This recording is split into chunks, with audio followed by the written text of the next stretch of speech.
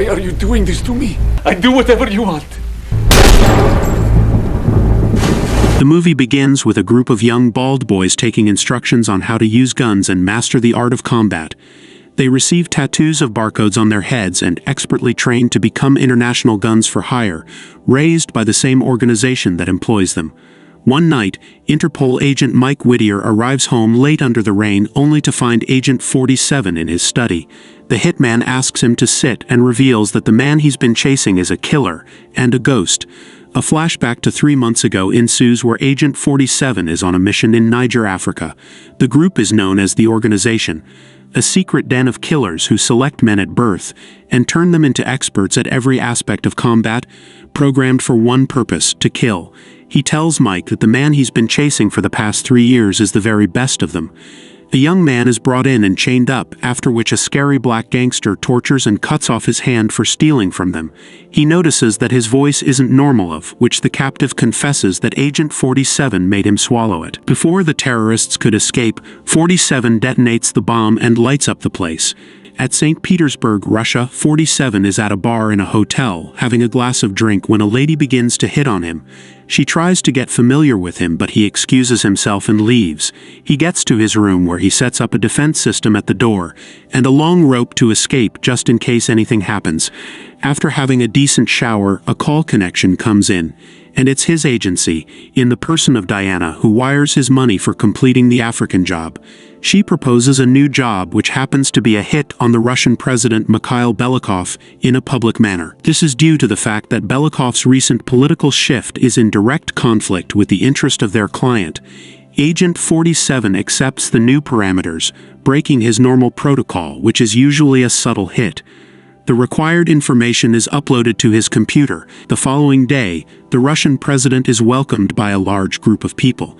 He steps out and is distracted by a reporter, after which a shot is taken at a guard, followed by a 100% accurate headshot on Belikov by Agent 47, Nika Boronina, a personal prostitute of the dead president. While waiting for her pickup, 47 shows up, but another hitman takes a shot at him but is unable to get 47, who immediately escapes. At Pulkovo Airport, Mike steps out of a private jet on a phone call where he is informed that Belikov is still alive after being grazed by a bullet from 4 kilometers away. Mike is forced to watch the video of the assassination again to confirm this fact. A call comes in, and they have just found Belikov's shooter through a concierge at the Grand Hotel. Agent 47 continues to obtain more information about his witness, unknown to him that his location has been compromised. He asks Diana who ordered Belikov's hit, but she says no further, prompting him to threaten to find and burn down their building if it's a setup. It is obviously a setup, as security personnel have the Grand Hotel surrounded. Mike introduces himself to the captain of St. Petersburg militia, only to be interrupted by Chief Agent Yuri Marklov of the FSB, who claims to be in charge of the operation. Mike can't seem to understand the involvement of the FSB in this matter. Tough-kitted men storm the hotel, and 47 gets a call from Diana, who tells him that the client was Belikov, saying his location has been compromised. The FSB triggers his explosive trap, causing 47 to dive out of the room before the explosion could kill him. He breaks into another room and proceeds to escape with the FSB on his tail. 47 arms himself, surveying the hallway as Michael and Jenkins make their way to him. The hitman expertly neutralizes the agents, pulls the fire alarm, and jumps into the elevator, halting the movement of a now-trapped FSB squad. He opens fire at them, brutally taking them all out. Mike finds 47, but he uses a maid to distract him, then escapes, breaking into a room where he jumps through the window into the open sea. 47 tracks down Nika to her hotel room and takes her captive. He takes her to a safe house and interrogates her, only to find out Belikov has a double just like Saddam Hussein, but 47 denies that possibility, insisting that he killed the actual Belikov. At the train station, Mike and his partner await 47 to show up along with the hitman from earlier. 47 disguises as a guard and is spotted by the old hitman. He shows his face to the hitman, who takes the bait, causing him to be spotted by Mike and his partner, who while chasing the wrong agent run into Yuri and his men. The chase continues until 47 ambushes the old hitman and neutralizes him, asking why there is a hit on him. 47 and Nika try to leave by train but are intercepted by the agency's assassins.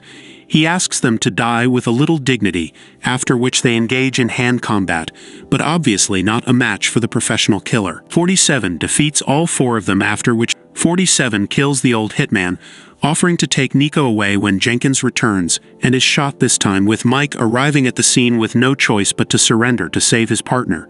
47 shoots Mike and temporarily incapacitates him. He goes over to finish him off, but Nika pleads with him not to kill Mike. While Mike's broken rib is being attended to, Yuri approaches saying that the assassin is dead, when in fact they know that none of the dead men is the actual killer they are after. Yuri tells Mike that it's no longer his affair, requesting him to leave Russia immediately, but Mike refuses. Yuri storms into waiting Russian agents. He gets a call on a secure line, and it's Belikov's double, who is aware that Yuri is yet to kill 47. Yuri tells the double not to go out in public, and while the call continues, Mike and Jenkins listen to the conversation after Mike planted a chip in Yuri's suit earlier on. In Moscow, 47 arranges a meeting with Agent Smith, who is later revealed as a CIA agent. On a secure phone line with 47, at a vantage point ready to snipe, Smith reveals that Belikov's opponents ordered the hit on the real Belikov and replaced him with a double who is loyal to them. 47 strikes a deal with Smith to help him during some unstipulated time in the future, in exchange for killing Belikov's brother, Yudry, a slave trafficker and arms dealer.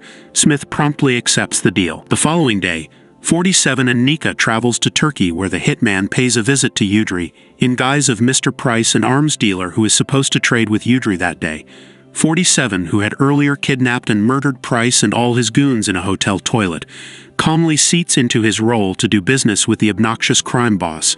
Yudry shows off the guns he had to trade, but 47 claims they are all fake. Yudry already knows 47 is not Mr. Price, so he opens fire at him, and all hell breaks loose as a fiasco of action begins, as 47 does what he knows how to do best. The hitman single-handedly neutralizes Yudry's entire gunmen and has him cornered, then puts a bullet in him. Nika and 47 are on board a train, and he is about leaving her to finish off Belikov, but Nika doesn't want him to leave. When the train stops, 47 issues a set of instructions to Nika and for the first time introduces himself as 47, assuring her that he will find her soon. The double is working with Yuri and an unidentified cabal in a plot to have a puppet leader in control of Russia. 47 visits the FSB office and gets hold of Yuri, kidnapping him and taking him to a safe house where he straps him to a radio-activated bomb in a bathtub, ready to blow up immediately any call comes in. He gives Yuri 30 seconds to order the shooting of the fake Belikov or die in a pretty cruel and disgusting manner. Over 100 highly trained Alpha Special Forces are present in the cathedral when the fake Belikov makes a grand entrance. The double goes behind a bulletproof glass to give eulogy for Yudry. Yuri, who almost pissed his pants, screams at the sniper to change target and shoot the fake Belikov instead. The shot is taken but stopped by the bulletproof glass multiple times as people scamper for safety. The double is immediately escorted away into the Archbishop's chambers in the church, but on their way, Agent 47, disguised as an Alpha soldier, guns down all of Belikov's guards, grabs and takes him into the Archbishop's chamber in the cathedral. After engaging and neutralizing the guard inside the chamber, he interrogates the fake Belikov, who offers him his old job and life back, but 47 shoots him in the head, after which a war helicopter unleashes disastrous hell on the Archbishop's chambers, with the imposter finally dead. 47 sits and waits calmly to be arrested as Interpol successfully retrieves him. On their way, the CIA, led by Agent Smith, intercepts their convoy in the last minute, allowing 47 to escape, much to the Interpol's surprise and disappointment.